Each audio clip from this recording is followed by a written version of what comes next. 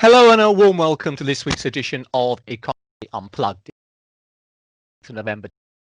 Mark Pender stateside, and I'm Jeremy Hawkins here in London. Well, lockdown was last week named by the folks at the Collins English Dictionary as their word of the year. A very appropriate but no less depressing comment on the current state of the world. Ever forward-looking, financial markets have found some fresh support in Moderna's announcement on Monday of another potentially even more efficient COVID-19 vaccine, but both its and the Pfizer version will still arrive too late to offer any meaningful support for the global economy this quarter. Indeed, for many countries, it will be a good result if national GDP growth can keep its head above water. So, Mark, the US economy certainly seems to be holding up better than, well, most of Europe anyway, and that just views on the virus and tightening restrictions. You just had a good watch updates. What do they tell us about the likelihood of this outperformance continuing? Well, it's centered in retail goods. We had retail sales today, and they were the headline looked a little on the soft side, but if you dig through the numbers, you'll see that it was a very solid report. 0.3% overall, but relative to February now, sales are up 4.9%. So that 4.9%, that's not a bad decent number any year. Yeah. And vehicles are doing very well this year. And of course, non-store retailers, e-commerce, are doing very, very well. And building materials are doing very well. Housing, we had the housing market index today, which is the U.S. home builders. They're just having the best time of all time, and their numbers were already through the roof, and now have even gone more through the roof. This really has to raise concerns of a bubble here. The Federal Reserve downplays what's going on in the housing sector, whether it's commentaries, Fed speak, or whether it's the Beige Book's assessment of economic conditions. They're, the low interest rates tied in part to their asset purchases, QE, as well as their target federal funds rate, which is sitting just about at zero. And of course, the demographic changes relative to COVID are really making housing an extraordinary sector. But in any case, let's turning back to retail sales. That's why the building materials have been doing very well. That's tied to home improvements. So it's the hearth and home play, I guess. Restaurants, of course, are not doing so well. And that'll move us now into the idea of services, because services spending on services have been in contraction in contrast to goods. And so the money that consumers are spending there, they're spending on goods.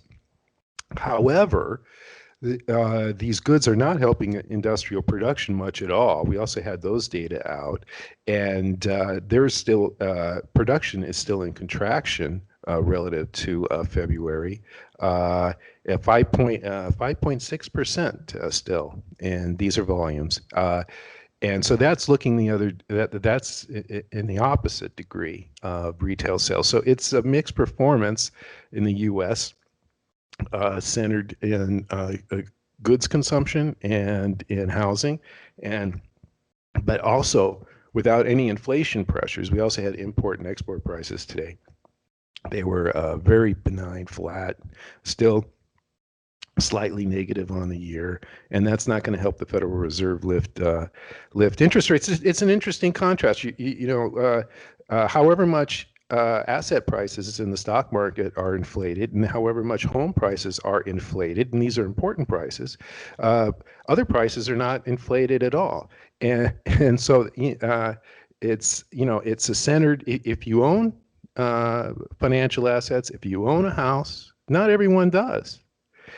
You're doing very, very well. You're running off in an inflation bubble. If you're not in that group, you're having a very, very bad time. So, yeah, and I guess that's very much the same sort of picture we're seeing really unfolding across Europe. That's just where we have seen the rebound, as you mentioned, with your sales data being another decent report in pretty well right across Europe on the whole. We've seen retail sales now, round about their February levels, if not a little bit firmer. So that's, generally speaking, good news for the retail sector as a whole. But as you also mentioned, the services side of things continues to struggle, and obviously with the lockdown we have in place now across most of Europe, figures for services for October and probably a good chunk of November are going to look pretty horrible as well.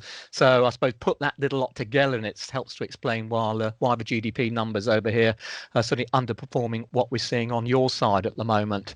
And indeed, as we speak, there's some countries coming out talking about the possibility of extending the existing lockdown, so more into December time.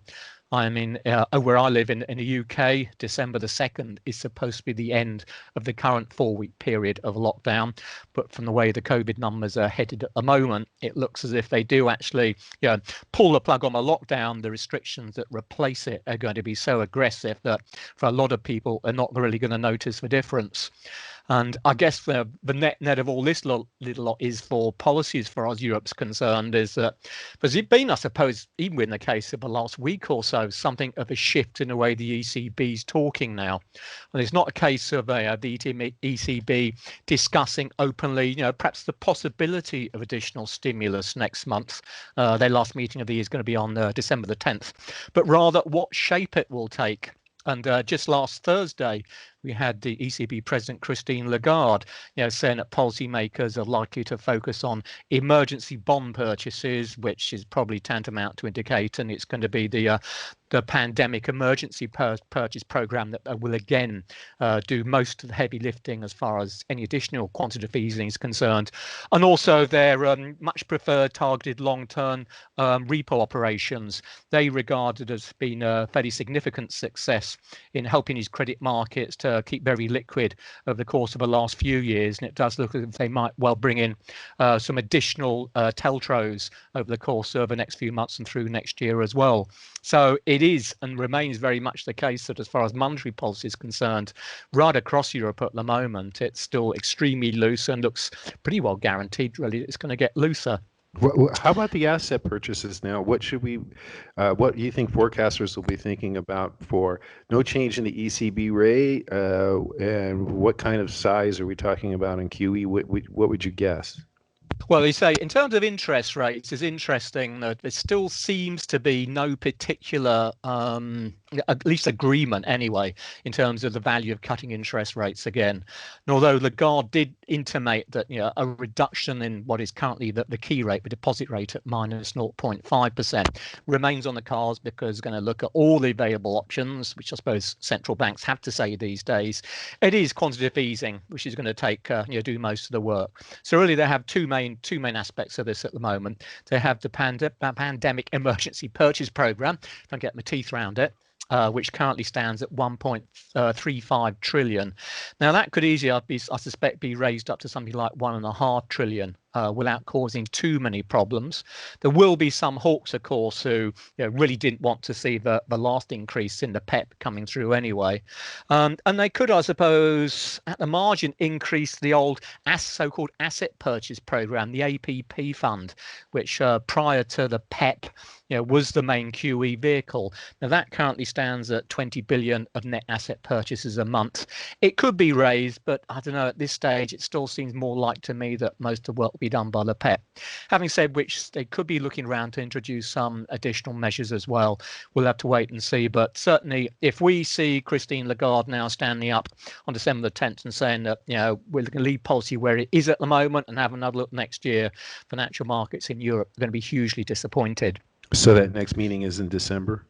That's on December the 10th. And I guess I should add, because we've been talking about this for so many blooming weeks now, this European Union Commission, their fiscal recovery, their fiscal stimulus package, which has been, I don't know, it's been going for such a long time now.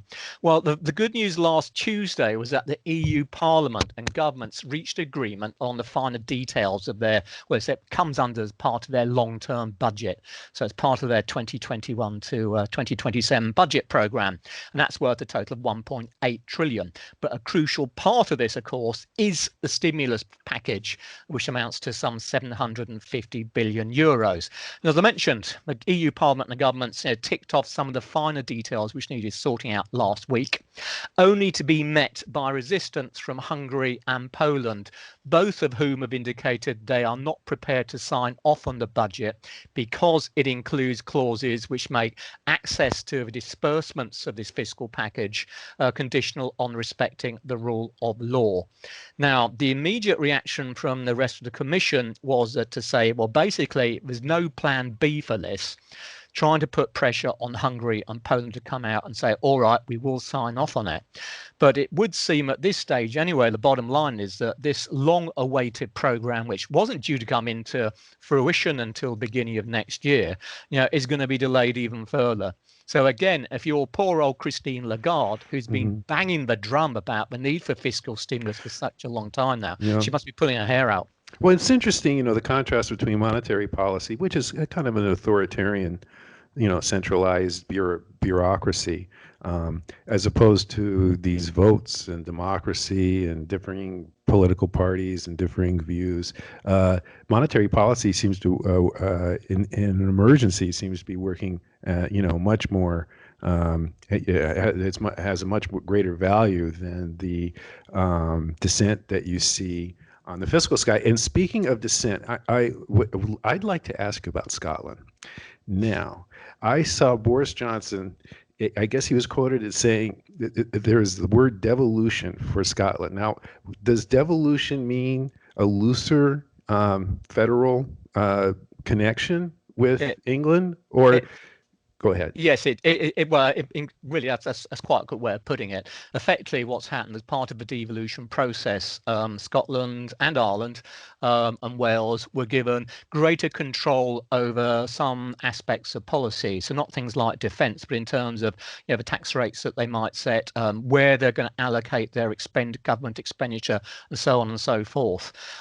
Which means that Scotland will have its own budget. I mean, there are very much transfers coming out of Westminster which go into Scotland, but nonetheless it means that there's a good deal of authority, domestic authority, which the Scottish Parliament at Holyrood has now, and ditto for the likes of Wales, and the other home countries.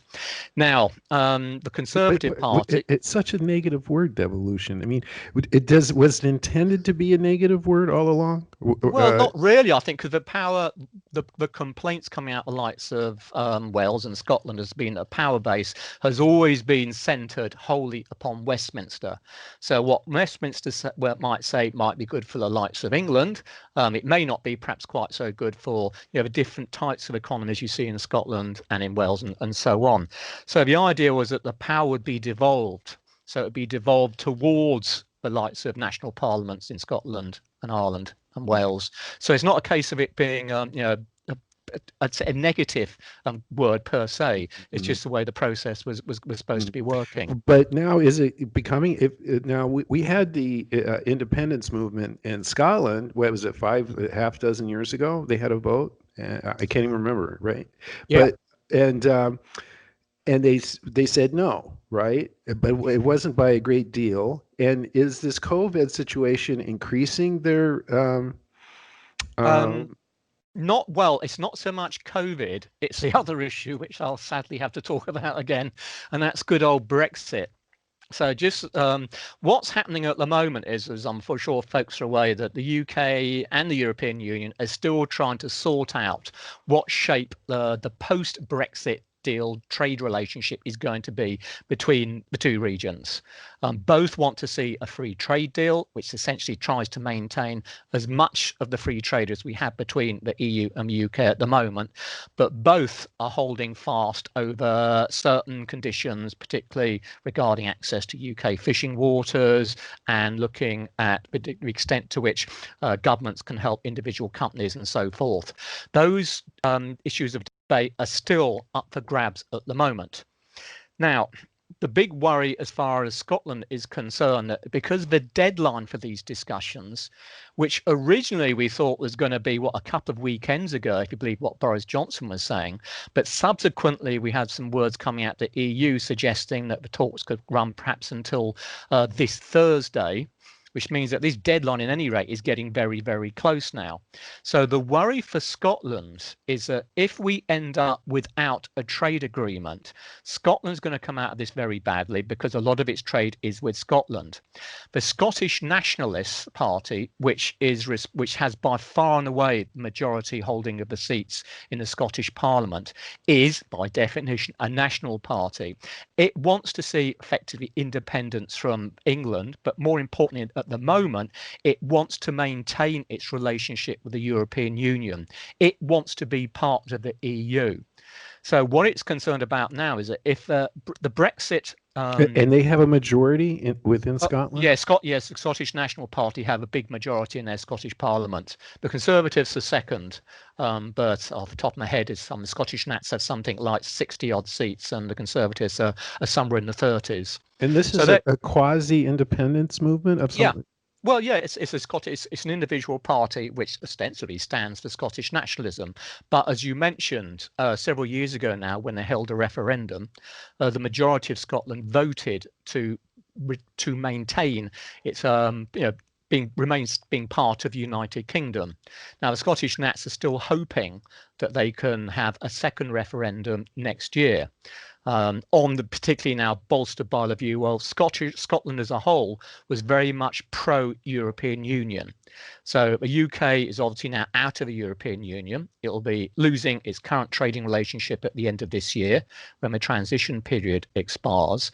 And so the Scottish Nationalists under Nicola Sturgeon, who's the First Minister up there, is hoping to push the idea that, well, look, if there's no post-Brexit trade agreement as well, then really we desperately need to get back into the European Union. To do that, we need to become divorced from the rest of the UK, and Scotland becomes its own country. But that's, historically, is this a peak? I mean, going back hundreds of years, is this a peak in the sense of Scottish nationalism?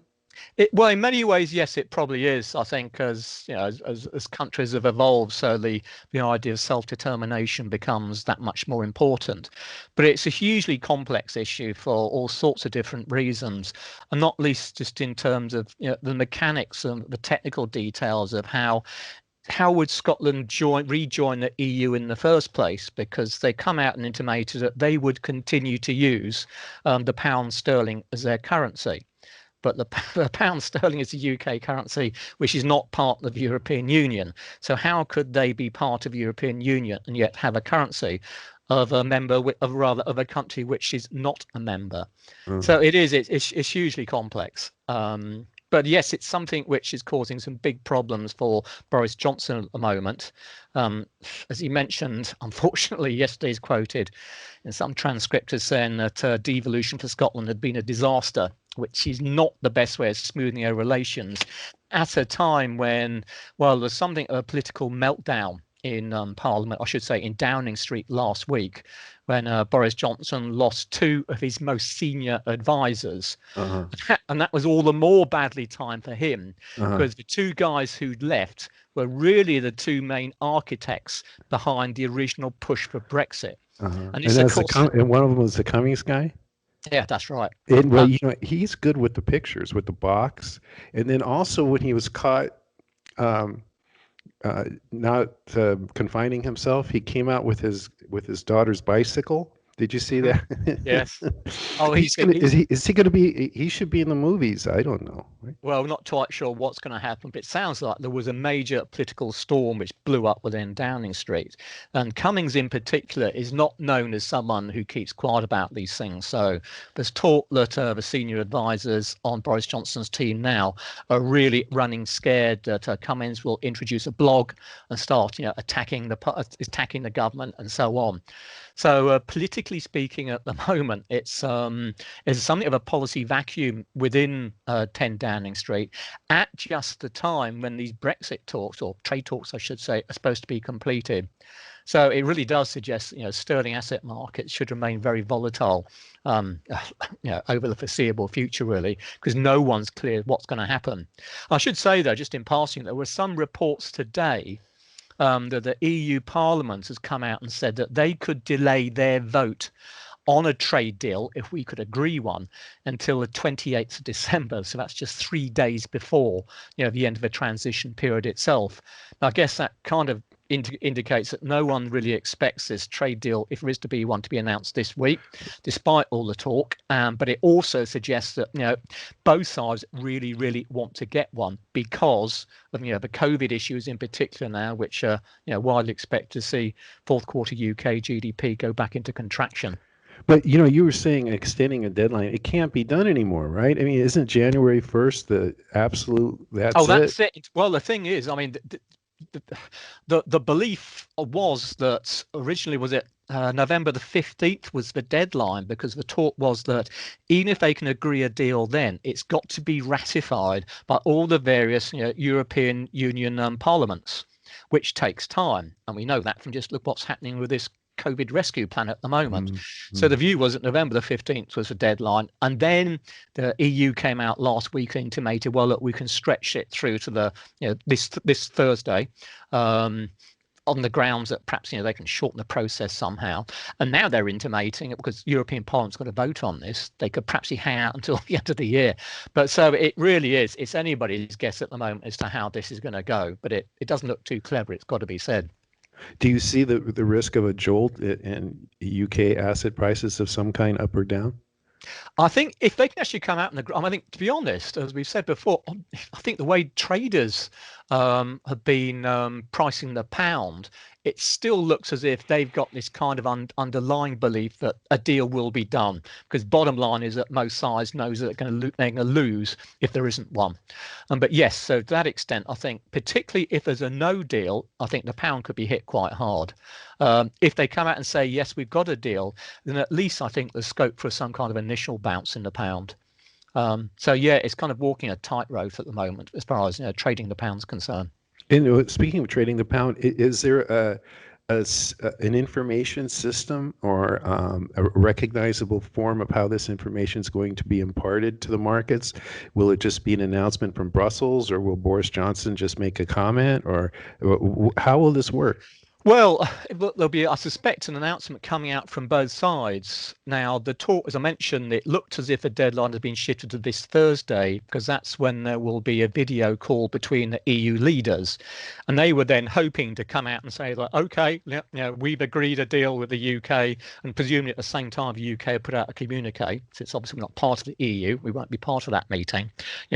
Just at least putting out the broad guidelines of what the deal might look like. So would there be a press conference time that the EU might say something, and would that time also be in London as well, or? There may be, but to be honest, at this stage, since we don't know as and when and if there's going to be a deal in the first place, it's quite simply impossible to say, a day, let alone what time it might be. I mean, it could be the case if it goes right to the the wire, as it seems to be every week now, but it gets to the final wire, whatever that might be, some announcement comes out at midnight, because that's just when they finish talking about it. It's literally a case of when they can get any kind of agreement. Would it come out in the form of a press release from an institution, or is it going to be from a policymaker? Well, there'll be a press release coming out of the EU Commission, from Brussels, and I suspect one out of Downing Street as well from our side. But say at the moment, don't hold your breath, because you'd have died quite a while ago. Okay, let's just round off some of this stuff outside of, I think that's probably most what we really want to talk about for the UK. It really is back to Brexit again. Elsewhere then, just on the central bank front, we should mention the RBNZ, the Kiwi central bank. Last week, they held their key interest rate, the official cash rate, at a record low of 0.25, and they maintain their QE, a so-called large-scale asset program, at 100 billion New Zealand dollars. But they did also launch an additional 28 billion funding for lending program.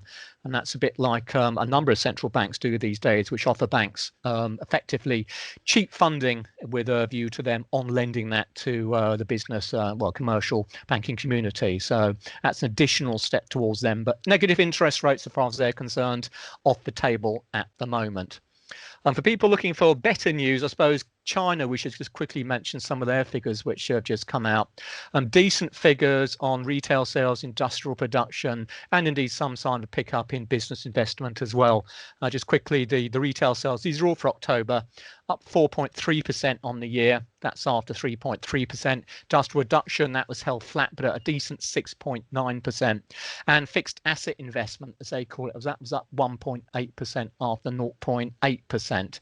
And that's important because I think where you do look at I'll ask you in a minute from what's happening on your side, but looking at a lot of these countries where we've had these record growth numbers in the third quarter, which of course is no surprise because of what happened in the second quarter. But for a number of them, you know, so UK included, there was a negative figure on business investment, and that's true in the likes of Japan, which came out earlier on this week. That was what minus, I can't remember, minus 3.4% if I remember right for third quarter. Is that true of the States? Because you know, if we don't get the investment coming back, it's not good news for future output. I've noticed that too, that there's a separation, at least with Asia. I'm not so sure with Europe, but definitely here, the investment readings, whether they're capital goods in the durable goods orders, factory orders, or just today we had the business equipment category of the industrial production report, or the different regional manufacturing surveys on business outlook. They're investing, and it's I don't have the numbers here right in front of me, but I think that the percentage changes are in the mid-single digits above where it was in February. So it is a contrast. And how is that playing out in Europe? Well, as ever, the national accounts for Europe come through, continental Europe come through a lot slower, particularly from the States, but even for the UK as well. So we don't actually have third quarter numbers yet. But from looking at some of the individual national accounts from various member countries, it looks at best, business investment is going to be very weak. And I think that's one of the the main issues which is troubling policymakers, be it in the UK or on the continent at the moment. You know, they're going to, even if they can get the level of output back to where it was in February before the crisis hit, you know, the danger is that if we're not investing now, then productive potential in the future is going to be undermined that much. So right, and that would give the U.S. a big advantage. If business is gearing up after the COVID crisis, they'll be in gear and ready to go with their new equipment. And have a step up, so that's a possibility. Agree, and it's certainly something to keep an eye on. I think, so not so much on the short term, but the long-term growth outlook. Yeah, it's going to be hugely important. Okay, anything else from your side? No, I mean, I think we've gone on enough for this week. Oh, we have. Looking at the time, yes, I think we probably have. Sorry about that, listeners. I'm going to dodge that.